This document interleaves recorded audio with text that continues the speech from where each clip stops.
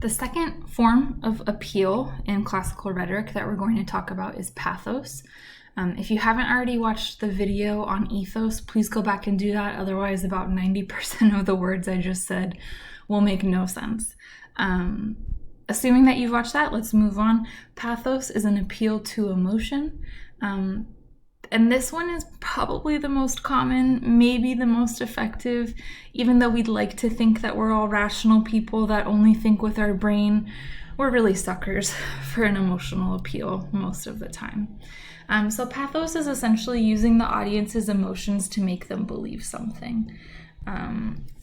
There's kind of two paths that this can take.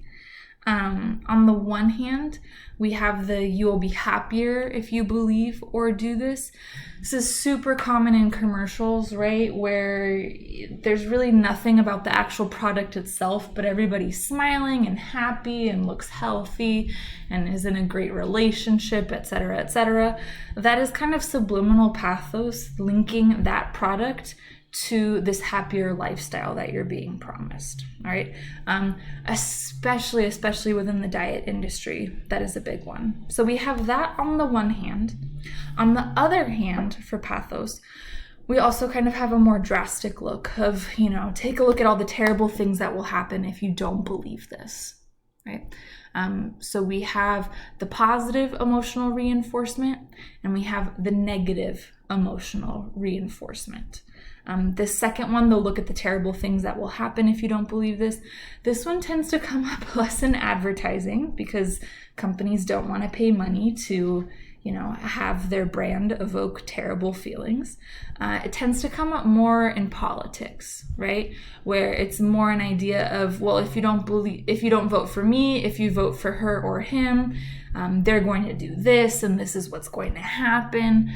So that is an example of pathos that we see a lot, especially if you're following an election like we are in right now. That will come up. It can be used on both sides of an issue. That is the tricky thing with pathos.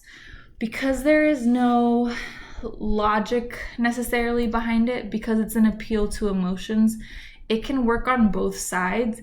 It really just depends on your audience and what will make a difference for them, right? So for example, in the topic of immigration, especially with current Border Patrol policies, we have two very opposite views on immigration represented right here, but they both use pathos. So on the one hand, people who are maybe more conservative when it comes to immigration policies might use the pathos appeal that basically is summed up of saying they're coming for our jobs, right? They're trying to scare people to say, look at what's going to happen if we don't do something to stop this, right? We're all going to be unemployed. This is what's going to happen. That's an example of pathos. We also have an example of pathos on the opposite side of the spectrum, from a more liberal standpoint on immigration policies, of saying, this is wrong, they're putting children in cages, they're separating kids from their families. That's also an example of pathos. That's using your emotional appeal of knowing that that's wrong, of feeling sad for this, to make you believe their side. So that's the tricky thing with pathos when it comes to maybe political issues or things where there are just fundamental disagreements. It doesn't necessarily mean that you're stuck to one side or the other.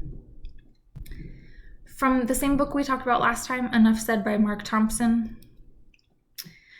he has a couple of quotes from pathos, or about pathos, sorry. This first one says, "The emotions of the audience, the mood in which the speaker finds them and which he responds to and attempts to shape and specify."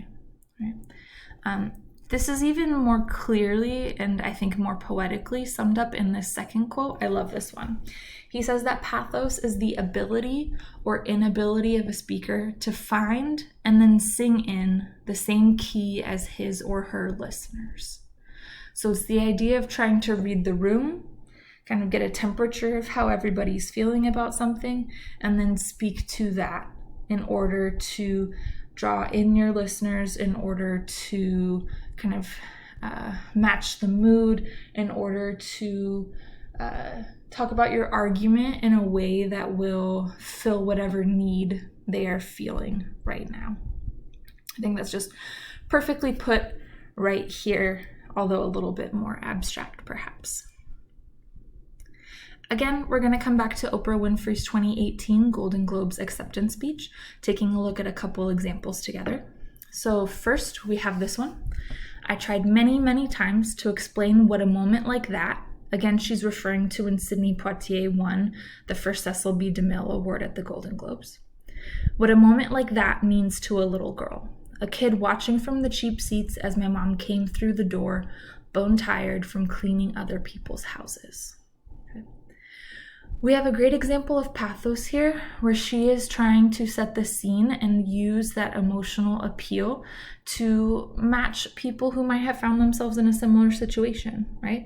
So she's painting this great image of this little Black girl watching this Black man win this award, this big award for the first time, and what that means to her as she's, at home, seeing her mom work super hard, cleaning other people's houses to make a living. She uses phrases like bone tired and cheap seats to kind of give this sense of this bare bones existence of just trying to get by, of just, making ends meet.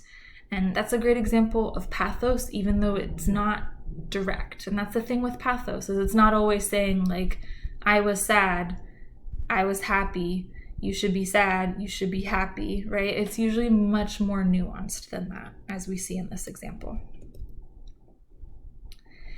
Another great one that we have, I'm going to read out the whole thing and then we can talk about the example of pathos in red. This was towards the end of her speech. She says, "So I want tonight to express gratitude to all the women who have endured years of abuse and assault, because they, like my mother, had children to feed and bills to pay and dreams to pursue. They're the women whose names we'll never know.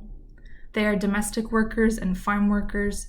They are working in factories and they work in restaurants, and they're in academia, engineering, medicine, and science. They're part of the world of tech and politics and business.